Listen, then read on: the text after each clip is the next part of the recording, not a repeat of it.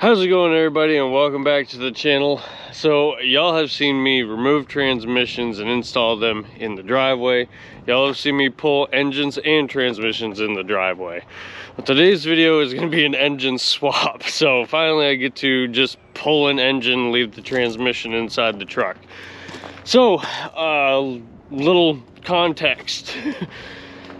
This is my 1995 Chevy K2500 extended cab long bed single wheel.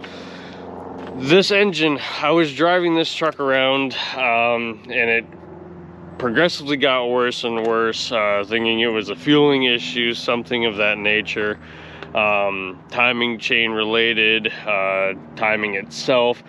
Anyways, this engine has gotten worse and worse and has needed a lot of work, which don't necessarily have the money in order to fix this engine, but I do need this truck up. I am so sick of driving this little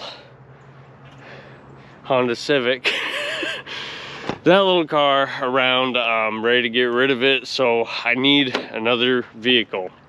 Why not get one that I already have running instead of buying another vehicle?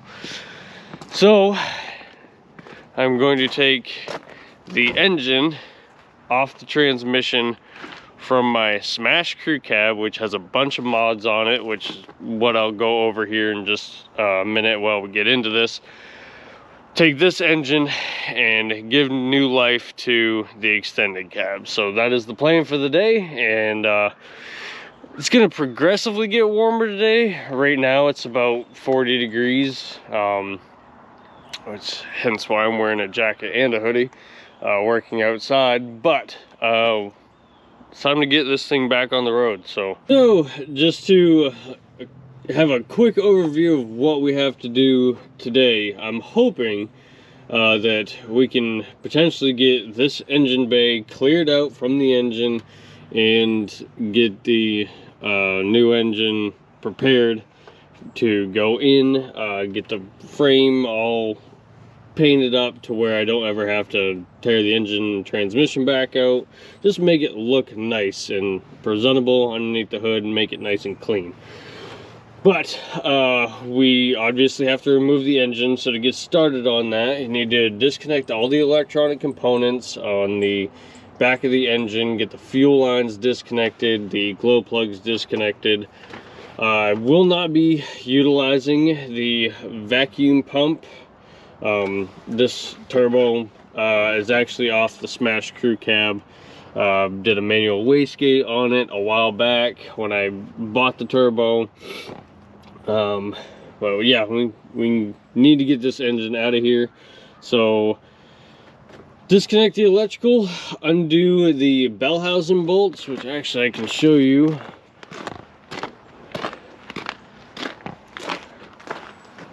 It's about the best representation, having literally the same thing outside the truck, inside the truck. So need to undo the bell housing bolts. There's 6, and then undo the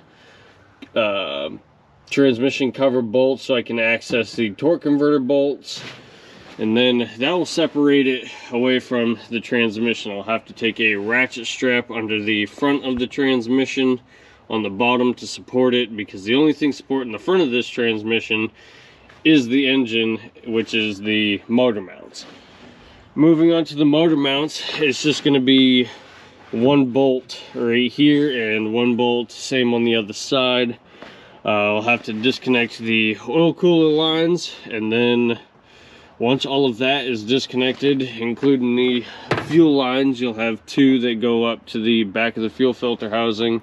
The engine can come out. So I'm going to use the overhead hoist, and then once I have the engine up and out, I'm going to move this truck back, take the wife's dually, get the engine in the back of her truck, and then move this truck forward to get that engine disconnected from the transmission, and then move this truck back underneath a hanging engine just to drop it in the engine bay. So I have a lot to do, so let's just get started. All right, y'all, updates. I've got updates. Motor's almost out. That was fun. I've been just knocking it out because I need this truck going like bad.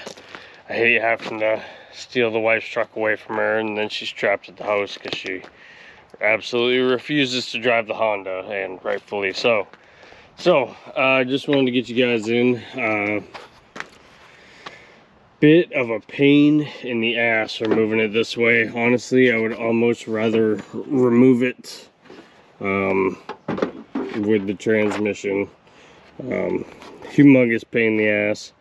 I don't like doing them this way. Of course, when you remove the engine transmission, you do have to remove more stuff, but this is just, it is what it is. So fighting a few things, not really fighting, but just doing it by yourself is never like the ideal situation. It saves the headaches from people who don't know what they're doing jumping in, but you know, take your time, work slowly if this is your first time doing a engine swap. Take your time to remember where all the stuff goes, and yeah, so let's get this engine yarded out of here, and then I'll show you some of the things why I'm actually ripping this engine out and just putting a good engine in versus taking the time to fix this thing.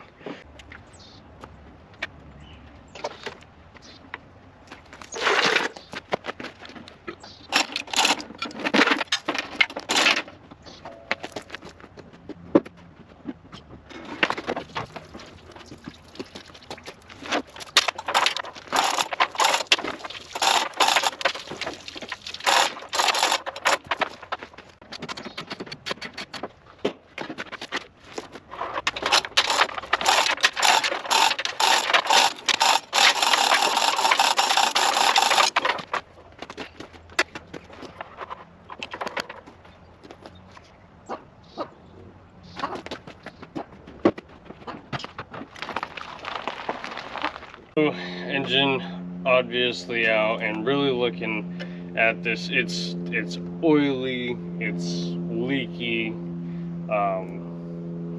bunch of things haven't been looked at in quite a while. So that's reason number one. Reason number two is it needs head gaskets, and as fun as it is to do head gaskets inside the truck,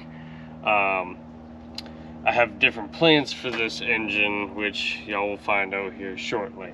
So, taking care of the leaks and stuff, this engine, if all the bottom end is good, like main web cracks and stuff like that are decent, then we will be reusing this engine. Another thing I've noticed on this engine is it has a lot of stripped out and broken bolts. So I would really like to get those taken care of if the block is good. Couple broken bolts on the exhaust manifold. A really big one that I was trying to talk about last is this pulley. This crankshaft pulley is absolutely atrocious. This has been bad for a long fucking time, and I was still driving with this, and that is never good. I did it because I had to and I needed the vehicle, but if you ever see this, I mean, the whole rubber is gone, both on the crankshaft pulley and the harmonic balancer. They are just completely gone. So that was putting a lot of strain on the crankshaft. Another reason being is, I'll try to show it here at this part of the video, but the fueling system, or the injection pump rather, is completely filled with crap. A lot of particulates in there. It's really dirty, and I was having timing issue, which is the reason why I more or less stopped driving it for the time being. Like the head gasket should have been reason enough alone, but whenever you're in a pinch, of course, you're gonna do things that you normally wouldn't do, and when money gets tight, you have no other options. That's what I had to do. So needless to say, this engine needs to be gone through. It is going to be completely gone through, if the main web cracking, of course, is good, and the engine's rebuildable. It will actually be going in the clean slate crew cab. The reason being why I'm getting this one ready first versus the crew cab is right now the crew cab, I'm not going to put it together unless it's absolutely perfect. I want it to be everything that I want it to be, and that engine isn't exactly where I want it. So we're gonna put that one in the extended cab, and I'm gonna build that truck to where I want that one to be, and then we're gonna call that one done, and then we'll build this engine to put in the crew cab. Alright, so engine bay is a little filthy. We can't have that. So let's get this cleaned up. So it's not going to be perfect cleaning, but we are going to make it look presentable in here, and we're going to pressure wash the engine as well. I'm going to work super late tonight and hopefully have this truck ready, rocking and rolling for Monday, but I only got the rest of today, which is about 4 o'clock, maybe 2-3 hours of sunlight, and then we'll go from there. So let's get after it.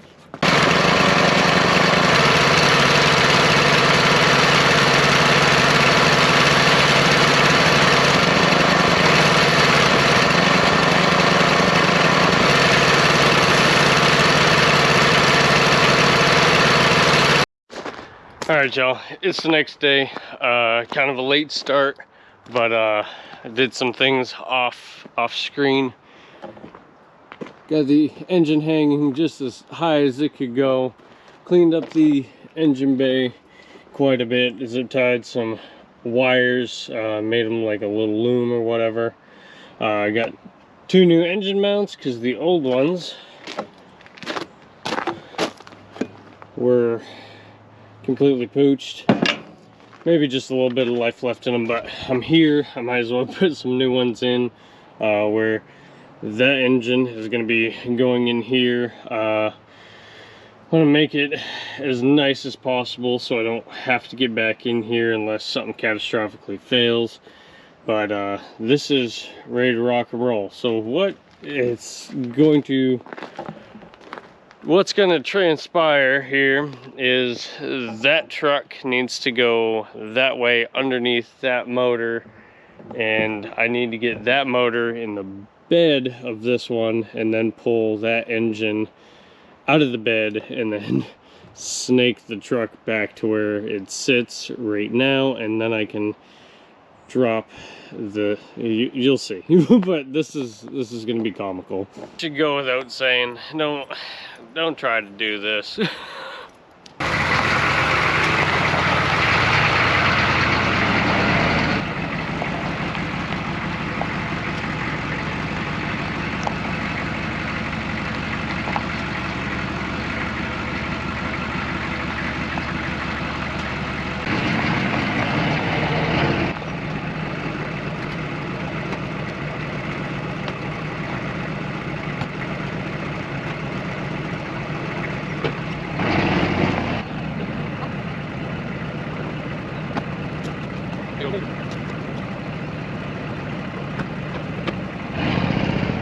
Alright, it's always a little tense.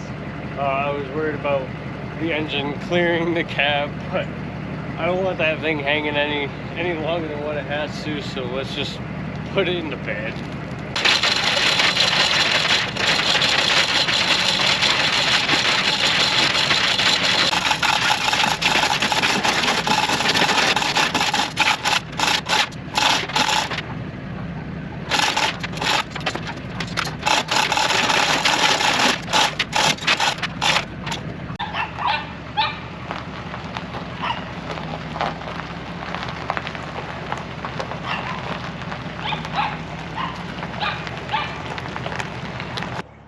Alright, this is the engine that's going to be going back in the extended cab. So, this is the motor out of the smashed crew cab, and I know I said I was going to put this in the clean slate crew cab. If you guys haven't tuned into that project series, go ahead and check that out.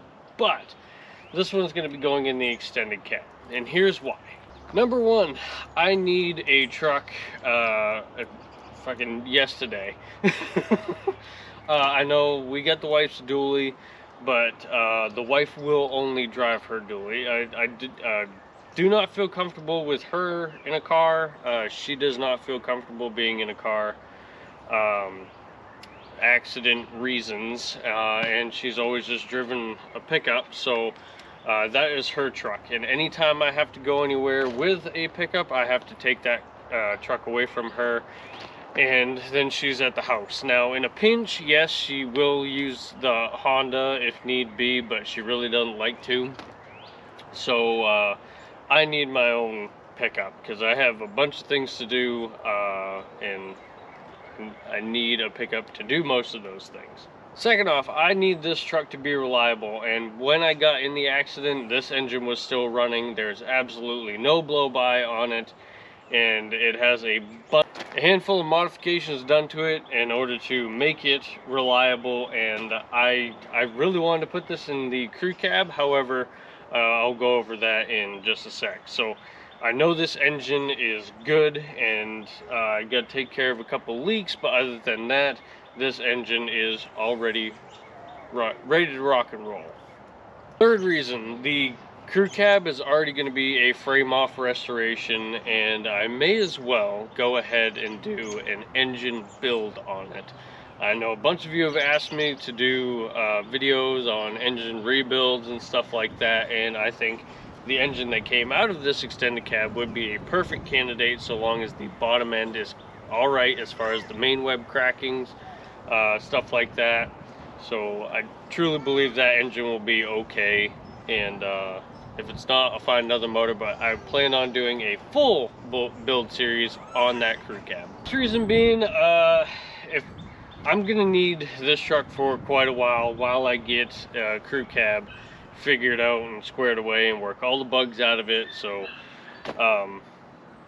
if I wind up keeping this after that crew cab is done, I know what I have in this engine, I know what it's capable of, and I know that this is going to treat me right, and there's potential to do modifications after this. If I wind up selling it, I don't have that lingering notion, so to speak, of if the buyer gets it, are they going to have any troubles with it? Are they going to keep calling me back saying, hey, this is wrong with it, hey, what's the deal with this? Not that I don't enjoy talking with you guys at all, that's not the case, but you know, sometimes if a person gets a hold of you a little too much, wanting immediate answers, I'm just too busy for that. So I know that this engine will treat them right, and if I wind up keeping the truck, because I have a lot of plans for it to make it look and run exactly the way I want it to, I know that this is going to be a good candidate and a reliable truck in the future. Now, that being said, I know a couple people said that, oh man, when you're done with that truck, I would love to buy it or whatever. Ultimately, it is my truck, and if I decide to get rid of it, so be it. If I decide to hang on to it, then so be it. So You know, it's ultimately up to me whether I hang on to it or not, and it just depends on how good a truck it turns out to be in the upcoming future. So let's go over some of the things that this engine has done to it, because it's obviously not a stock 6.5, so to speak. It does have a few engine modifications done, and I still have to do quite a bit more to it, but for the time being, this is going to be perfectly fine running it this way in the extended cab. Starting with the obvious, it has a high output water pump. It also has the upgraded fan clutch and the upgraded Duramax fan. So that's going to ensure that it's going to stay cool. I never had a heating issue with this engine in my crew cab, so that is a humongous plus. Checking off, the injection pump is only 2 years old. Bought it from Quadstar as a remain injection pump. So that injection pump should last me far beyond the duration of whether either I keep it or somebody else buys it off me. So fuel system is good. It also has marine injectors, and I did do an optical bump to it. Again, I don't recommend the optical bump, but it's there. So as you can kind of see right here, I don't know if you can see it from the distance of the camera here, but it is head studded. I did head stud it. New head gaskets 2 years ago as well. Had the heads shaved slightly, and I went back with Felpro gaskets. It is a 506 block, and personally, in my opinion, as far as the good block, bad block conversation, I don't really care. That doesn't really bother me none. If it's gonna break, it's gonna break. I'm not so much concerned with that in this engine. Of course, there are better blocks out there, so to speak. The only ones that I concern myself with as far as like picking blocks would be older ones, or with a higher nickel content, or if I could ever get my hands on a P400 block, I would rather have that. But all the other blocks, you know, everybody has their own opinions. I've never had a problem out of the 506 or the 141 that's in my wife's truck. So the glow plugs themselves are only about a half a year old. I should swap them out just while I'm here, but you know, they're gonna do just fine. I never had a starting issue with those. I did wrap the exhaust manifolds on both sides just to keep the heat down, especially over here on the passenger side. The head gasket is known for going bad right along here because you have heat coming over from the driver's side exhaust manifold over to the passenger side. So this is a really hot area, and the head gasket's known for cracking right here. But this just helps keep kind of the heat down. Other modifications I do have to do to this thing in the future is the harmonic balancer and pulley. They're not bad right now. They're not cracked at all, or they're still pliable, both the harmonic balancer and the pulley, but those will need to be done in the future, and also a bigger turbo. Now right now I'm going to go back with the GM8 that was on this engine originally, or the one that I had bought after I smoked the original GM5 that was on this engine. That being said, there is higher boost numbers capable with this engine. I know the bottom end's good because I've pulled the old pan off once before, and it was good then. Whether or not it's good now, I believe it's good, just without visually checking it. But you know, I probably should pull the oil pan while I have it here out of the truck, but honestly, I'm not going to. I need this thing rocking and rolling. This engine is, it does have the upgraded fuel return lines, and none of the bolts on the truck or on the engine itself are broken or anything like that. So overall, a great candidate for this extended cab. Hey guys, it's the next weekend. I hate fucking working in the rain, but it appears that it's just gonna rain all fucking weekend.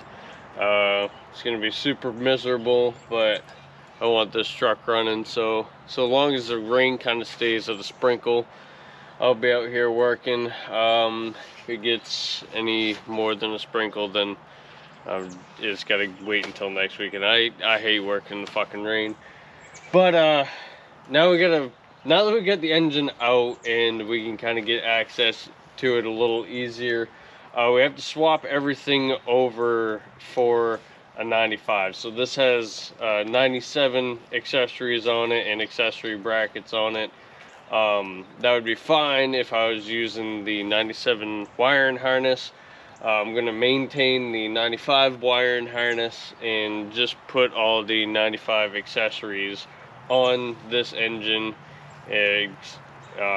keeping some of the upgrades such as the water pump and the dual thermostat and everything else pertaining to the fuel system, stuff like that, but just taking the accessories and taking them off and putting the 95 ones on. So let's get these accessory brackets off here and let's hold out for the rain.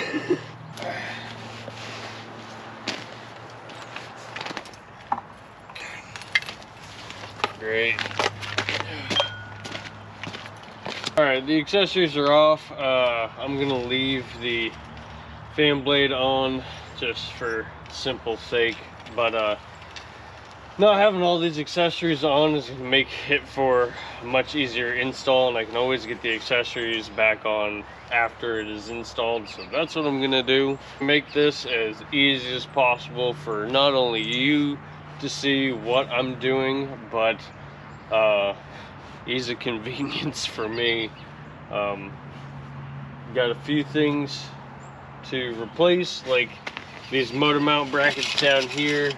This one's all wallered out, so I have plenty of extras that aren't, that I'm gonna throw on there.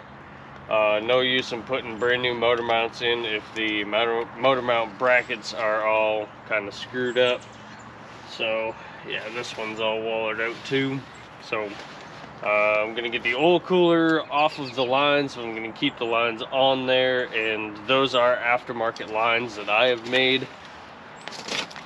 They're just braided hydraulic line. I've been using them for the entire time that I've had this truck. Maybe a month after owning it, I swapped it over to these style lines, and they don't leak.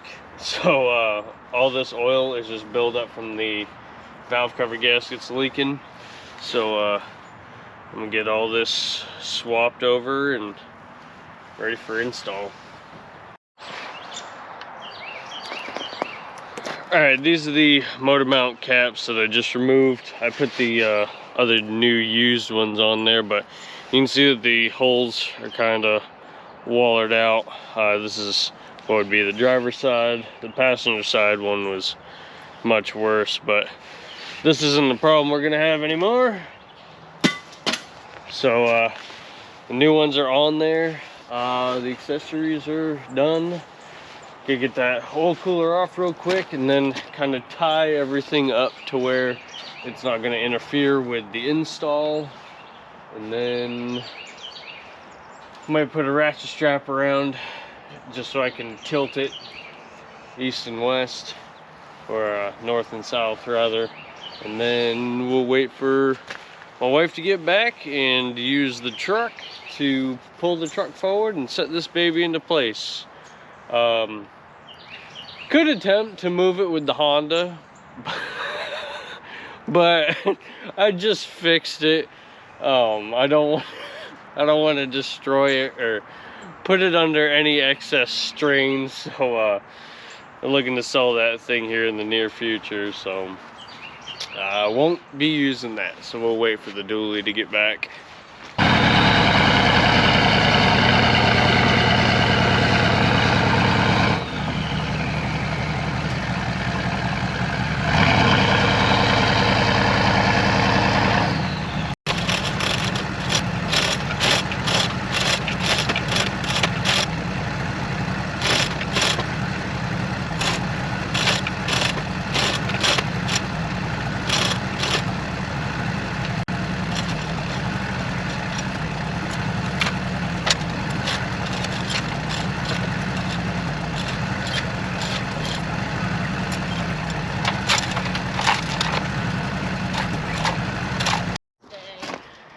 Alright, y'all, I didn't want to bore you with too many time lapses this video here, but I know it looks like it got socked in the face. No, I've been working pretty extensively trying to get this truck back together, which it is. So the motor is bolted to the trans, everything's hooked up, just did an oil change, got the coolant topped off, I got the power steering topped off, gonna check the transmission, but everything is hooked up. So now what I'm gonna do is gonna prime the fuel system. I'll show you how I do that, and then I'm gonna check the fluids one last time. The motor oil, we're gonna have to check the oil pressure gauge on the dash, and then once the oil pressure comes up, we'll have to check the level again because the oil cooler is empty.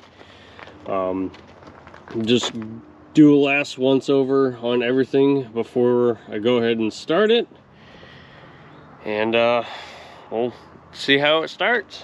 Alright, y'all, so the way I typically prime fuel systems, and you can do this with just a little jumper wire or whatever, but you're going to find your fuel pump relay.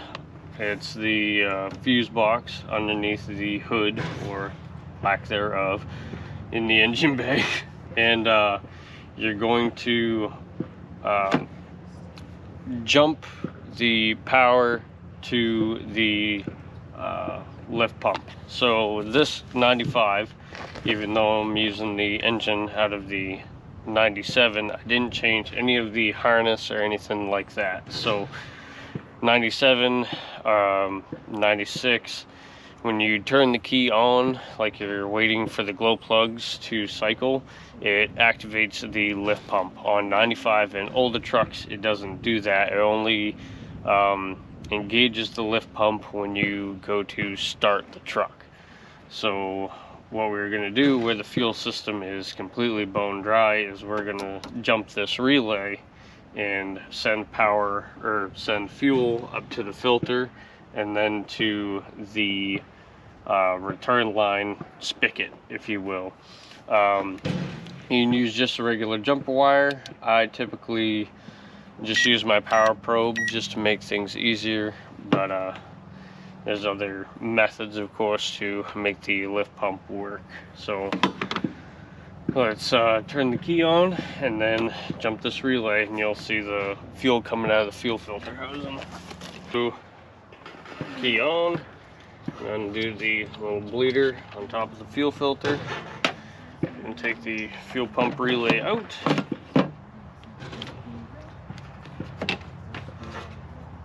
And then I'm going to supply power to the lift pump.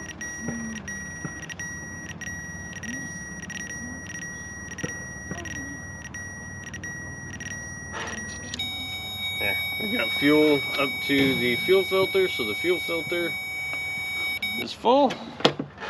Now I'm going to take the, damn it, alright, I'm going to undo the return line bleeder. Wait for fuel to come out of that.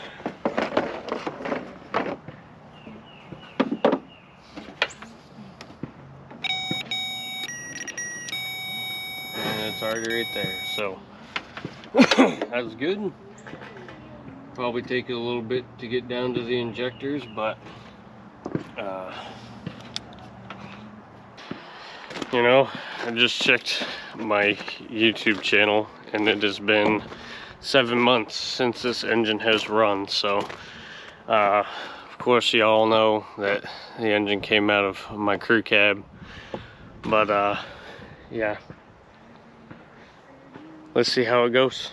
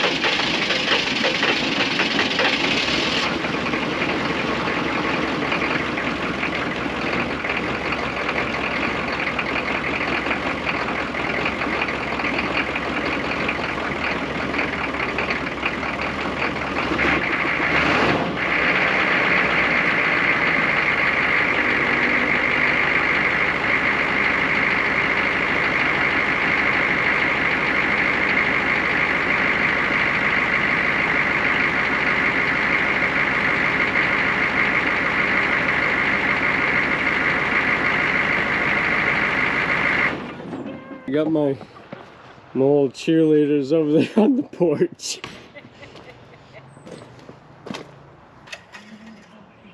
Check the fluids again real quick. Yeah, I see the motor oil went all the way down, so we'll top that off real quick.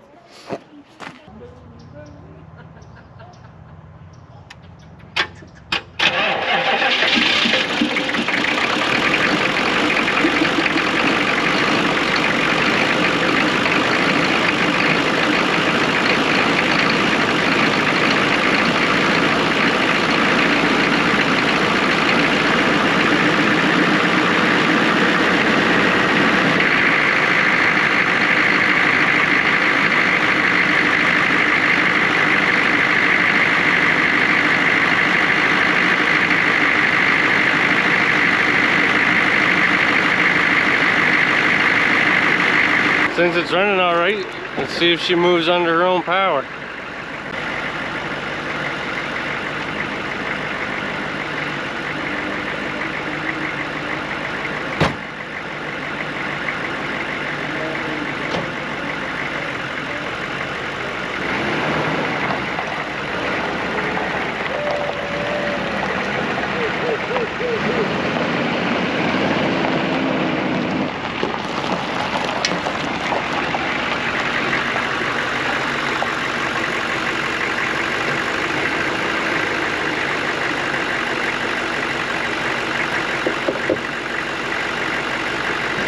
Now that I've got the engine warm here sitting in the driveway, I can finish topping off my coolant. But guys, I'm beyond ecstatic to hear this engine run again.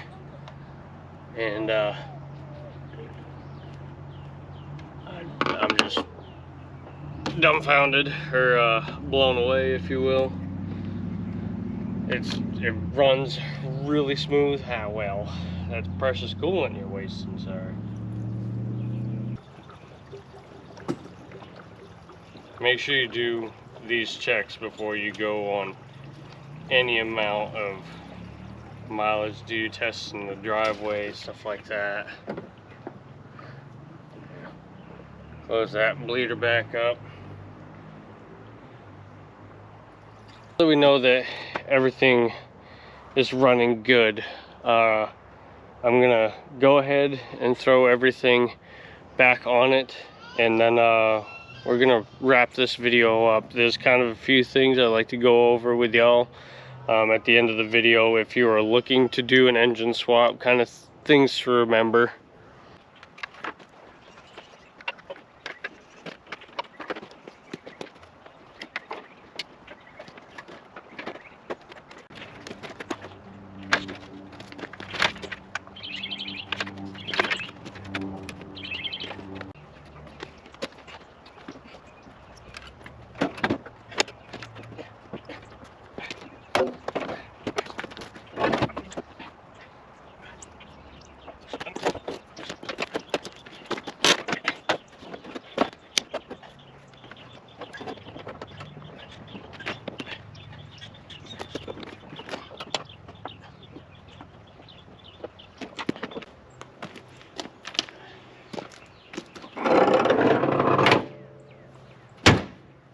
Alright y'all, the 95 extended cab service truck project now has a brand new heart, and she's all back together.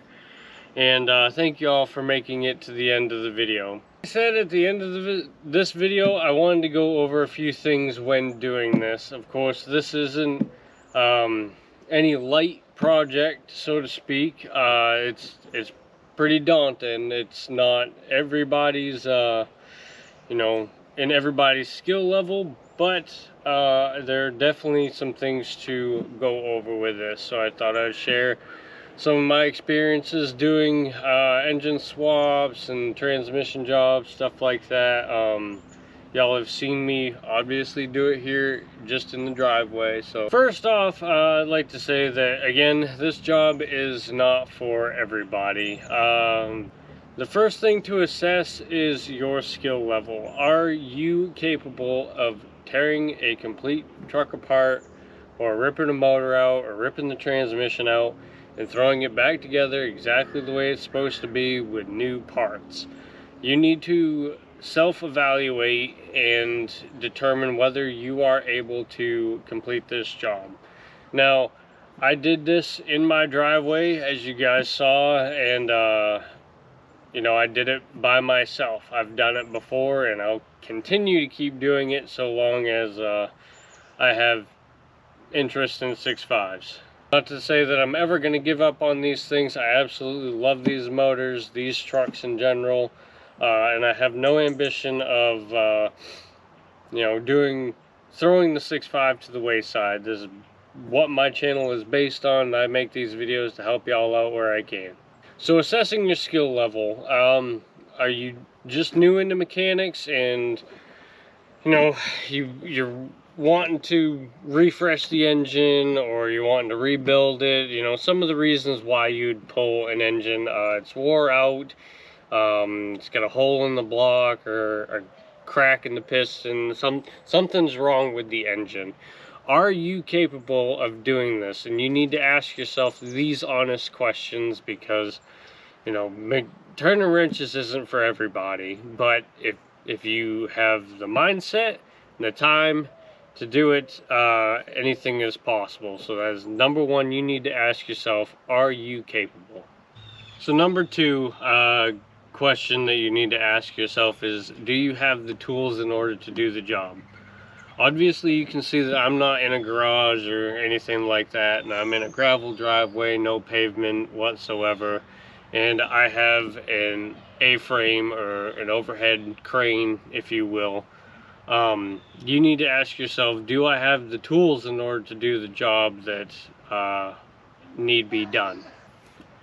If you don't have tools, you don't have access to, you know, or the ability to pull the engine if need be, or you know, a jack at the very least to kind of finagle the transmission into place, so to speak. Are you able to do the job? Now, basically, I work with what I have, and I afford the things that I am able to afford at my own convenience. I needed this job done in the worst way possible in order to get this truck back on the road, and taking a good reliable engine out of a smashed truck and replacing the junk engine that was in this truck with that was the smartest and cheapest alternative. Price wise, it obviously plays a factor into it. If you were to pay somebody to do this, it's not going to be cheap. Then you have to worry about, are they going to get it done in a timely manner to your liking? Most shops nowadays aren't going to touch a 6.5. That's the sad and unfortunate reality. So a lot of it leads up, are you able to do it? And if you're not, then you're kind of looking for somebody that will tackle the job themselves, or tackle it with a buddy. Me, I do everything by myself, and I do that so not only I don't have to pay anybody else to do it, or don't have anybody more or less getting in the way or slowing the process if they're not mechanically savvy or anything like that.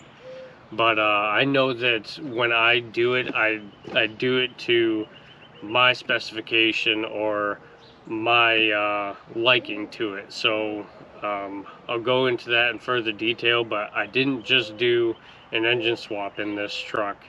I really cleaned up the engine bay, and again, I'll go into that here. But if you don't have the tools, then, you know, kind of reassess the way that you have to go about things. And I'm not saying it's impossible to do it with the bare minimum, but you might want to maybe invest in some things that would make your life a little easier. Now, as I said in the last little bit, are you able to do it by yourself when the going gets tough? Say you're working with somebody and, you know, they ran into some sort of scenario where they couldn't no longer help you, or they got hurt or anything like that. Are you able to do the job? And that's kind of one of those evaluate your situation kind of deals. Again, you're you're going to get it done as fast as you can, but you also need to think safety, and you also need to think, is it possible for somebody to do it by themselves? Now, as I show in my videos, doing things by myself, yes, it is entirely possible to do it by yourself, so long as you have the tools and equipment in order to do so. But if you're working with an engine crane on gravel, like once I had that hoist where I needed it and the engine was attached to that hoist, there was no moving that hoist. The engine weighs hundreds of pounds, and there's no way that with the engine attached to that hoist I was going to be able to move it. It's just kind of one of those things, again, that you have to evaluate. I would say thirdly or fourthly, the job at hand isn't the only job that you need to tackle. Okay, so again, I put an upgraded engine from my crew cab into this extended cab because that crew cab is down for the count. It ain't gonna go nowhere, and it doesn't mean no good to have a good running engine sitting around when the truck I need isn't running because of engine failure or anything like that. So with upgrades or doing an engine swap, are you able to do anything else to improve the engine or transmission, to prolong the longevity of the engine? Because you don't want to keep doing this, every weekend, or you don't want to put another bad engine in just for it to shit out in a month or whatever. So are you going to make modifications to improve the overall performance and longevity of the engine that you are sticking back into your truck? For example, I decided to retain the 95 accessory brackets, but I opted to keep the 97 dual thermostat. It's a pretty common upgrade. You do have to do a little bit of modification to the alternator bracket, but it's pretty straightforward, or at least in my case, just to get it away from the dual thermostat housing a little more and not compromise the overall strength of that bracket. While you have the engine out, are you able to do head studs? Are you able to get rid of the parasitic draw of the vacuum pump? Are you able to clean up the wire and harness? I probably spent a couple hours cleaning up the harness and making it look, in my opinion, better than factory. Routing it to where none of the wires are going to get chafed or anything like that. Upgrading oil cooler. The list goes on.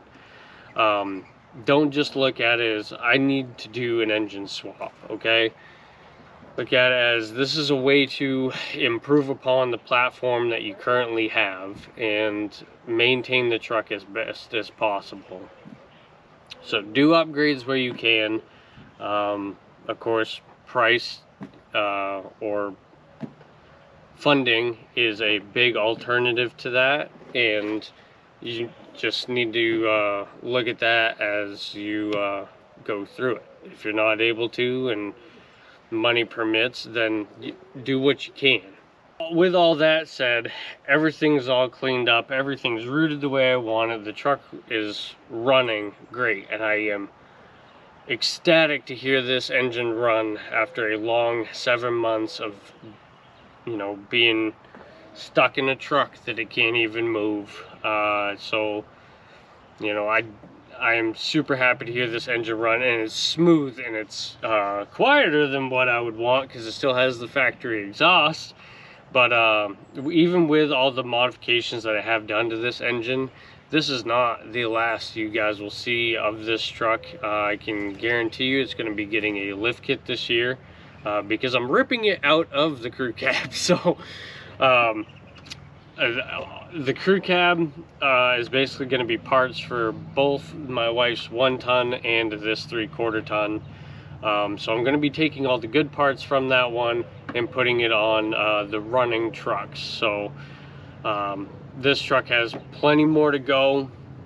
Of course, I mentioned that I'm going to be turning it into a service truck, but I also plan on painting it this year, because I know one person in the comments called it Calico, and so for now the name fits, but a lot of things are going to be changing on this and the wife's extended cab as we go through this year. In conclusion, yes, you can do it by yourself in a gravel driveway with more or less proper tools, no problem. And this is a pretty common thing. You know, people have to replace the engine for whatever catastrophic failure that they go through. In my case, it was a bad injection pump, bad head gaskets, bad harmonic balancer, and I couldn't run that engine anymore, and I wasn't going to dump the money in to a unknown bottom end engine just for it to grenade on me. I would rather take a good engine that I know everything from the bottom to the top is good to go.